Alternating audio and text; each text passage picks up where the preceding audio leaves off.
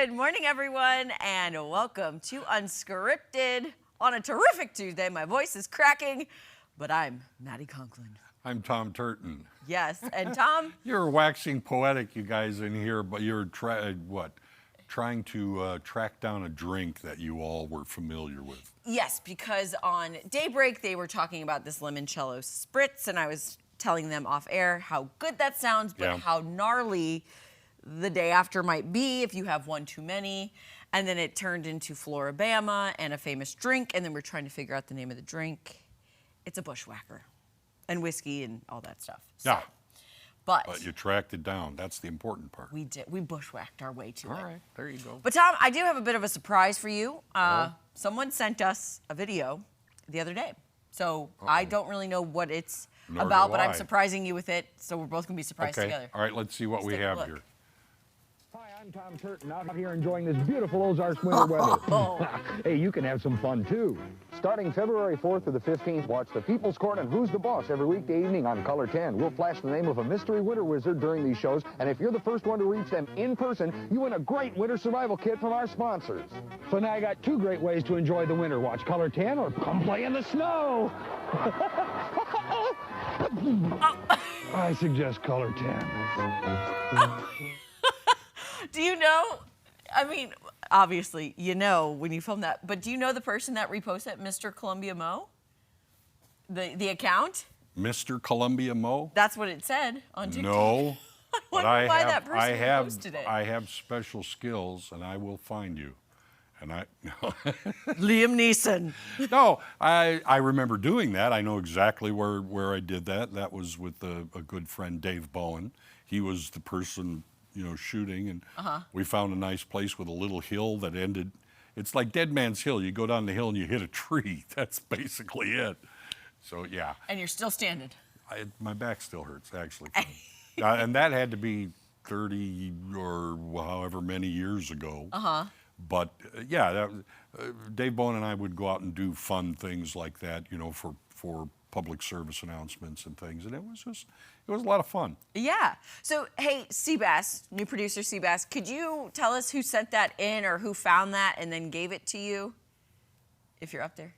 Kira got it from a friend who found the account. Okay, Kira got it from a friend. All right. Okay, very fun. Well, also, you were speaking rather fast, and last week, 2 weeks ago, we were talking about that 1980s commercial, right?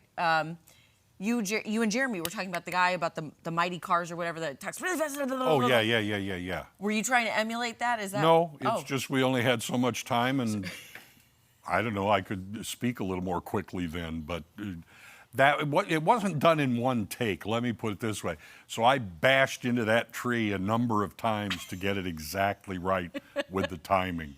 Well, yeah, no wonder you've got back issues and hip issues. Yeah. It's all right there. I used to do a lot of pratfalls and things like that, and just, having fun. I think the first thing I ever did, I dressed as Groucho Marx. That was probably one of the first things I ever did on Color 10. Okay. Do you remember what that was for? It was for the Great Coffee Giveaway. We were giving away coffee and mugs and things like that, and we had words in different parts of the newscast, and if you found them, you sent them in. And there you go. It was time we made a mistake because we said the first 10 entries win a Color 10 mug. So people would just send in their names. They would, and we honored it. We gave away the mugs. Yeah. You're a man of many hidden talents. Yeah. We're just going to have to do a few more deep dives on that TikTok account, Mr. Columbia Mo. So thank you for that. Brandon Rice. Brandon Rice. Well, thank you, Brandon Rice. And thank you, Kira's friend, for finding it, and Kira for giving it to Seabass, and Seabass to me to surprise Tom with. It was fun. And I had more hair, darker hair. You notice the mustache was black. Yes. Yeah. So that was a while back. A while back. Little trip down memory lane on a Tuesday for y'all. Yeah. But here's what's happening in other news. And if you love pickles. Don't. Like I do. Well, this was the place to be. I was not there. The inaugural San Angelo Pickle Fest. Hundreds of people packed the festival over the weekend to celebrate all things pickles, from food and drinks to costumes and contests, there was no shortage of pickle-inspired treats. Think pickle lemonade, pickle soda, and fun was easy to find. From vendors and food trucks to games and contests, festival goers embraced the pickle theme from start to finish, including the pickle-inspired costume contest. Now, you know what? I was not there, unfortunately. I was at a baby shower for one of my best friends, but that's okay. There's always next year. I'm surprised our friend Chris Luzader at 98.7 The Dove was not there. I mean, she went all the way to Chicago for their Pickle Fest. Yeah. Now, why was she not in San Angelo? Because it's a waste of time. Where is San Angelo? Is that California? It's Texas? Yes. It is Yes. Texas. Okay. You notice in the video, not one of those people were smiling. They were beyond smiling. Yeah, they were stunned. Why did I come here? No, Yeah, they were I think that was it. dancing. Were they? Yeah, you didn't see the girl with the pickle on dancing, grooving? I thought that was some sort of like St. Vitus dance, you know, that they were going through. She was pickletized. Pickletized, yuck. Yeah. Here's the you know, it's just that people will figure out any reason to get together for a party, and I think that was one of them. I agree, and I think it's a great reason. Okay, Jeremy and I have talked about Do you like this. pickle soda? Have you ever had it? We did try I think it was pickled Dr. Pepper soda from Sonic. I mean pickle soda. No, I have not. Okay, I'm gonna find you some. You find me some, you bring it. I will try it. I know where there is some. And can I just say this before anyone has any reason to call me out? I tried your cowboy cabbage salad yesterday. That was Jeremy's. Jeremy's cowboy cabbage salad that Tom was there to partake in. I heard you gave it a 10. It is made with Chipotle ranch dressing, which I did do a second take. I go, oh, I don't know. I don't think I should eat it.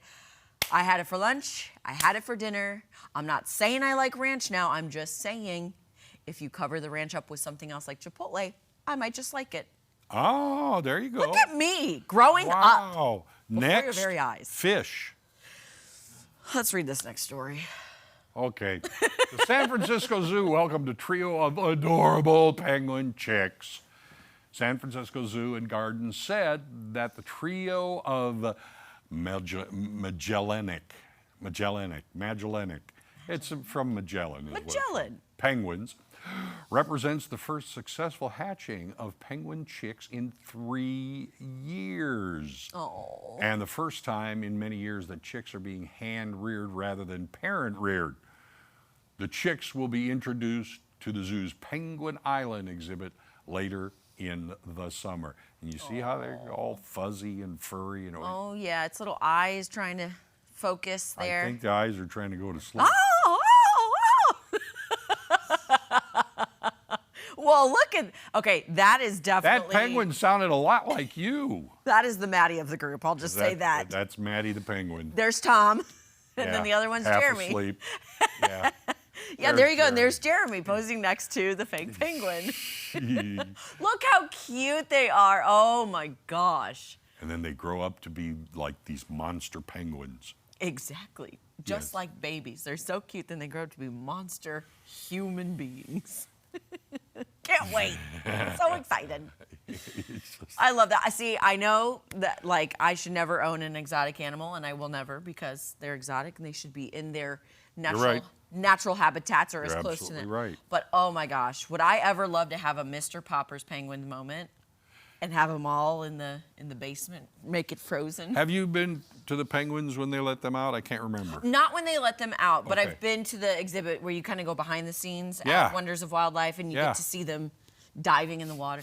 It's a little stinky, little fishy, Yeah. little fishy. Yeah. But when they're out there on the snow and sliding around and you get like this close to them. Yeah. It is pretty cool. Because it's not something you see every day. Right. Very much so. Right. So, well, thankfully it is not cold outside. No conditions for penguins to be outside.